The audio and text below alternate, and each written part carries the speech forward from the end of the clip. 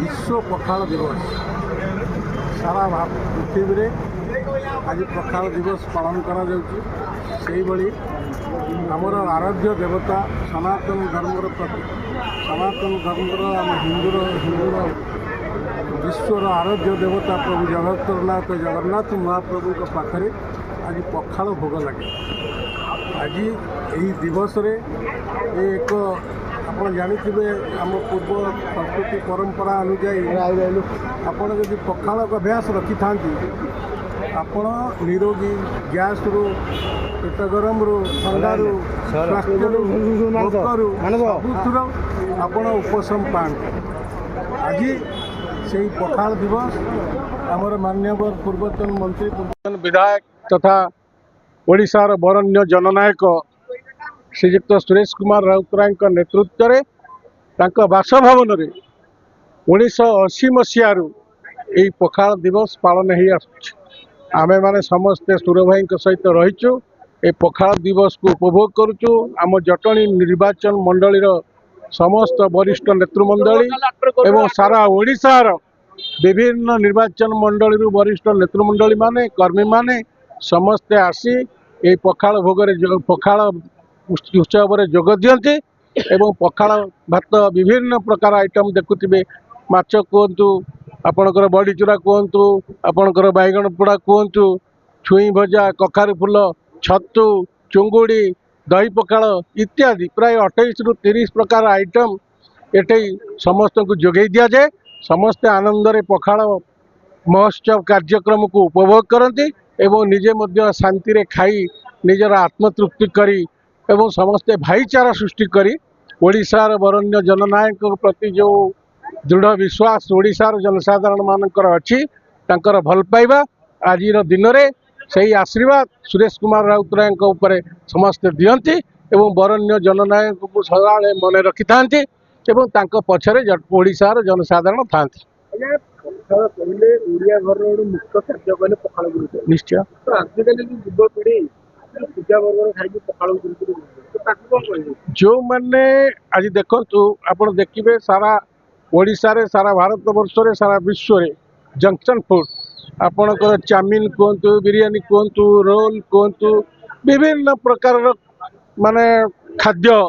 जोड़ा कि माने बिक्री होची एवं तैयारी होची ताको खाइबा द्वारा समस्ते रोग किणुछंती। आपण देखिबे आपण माने मेडिकल साइंस कहूची डॉक्टर मानकर एडवाइस जदि आपण फास्ट फूड खाउछंती आपण गैस्ट्रिक अल्सर पेप्टिक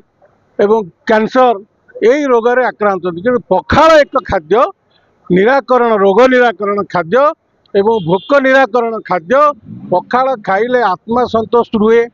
पेट शांति रुहे मस्तिष्क ठंडा रुहे एवं यार साइड इफेक्ट किसी न थाए। यही जो परंपरा आम हिंदू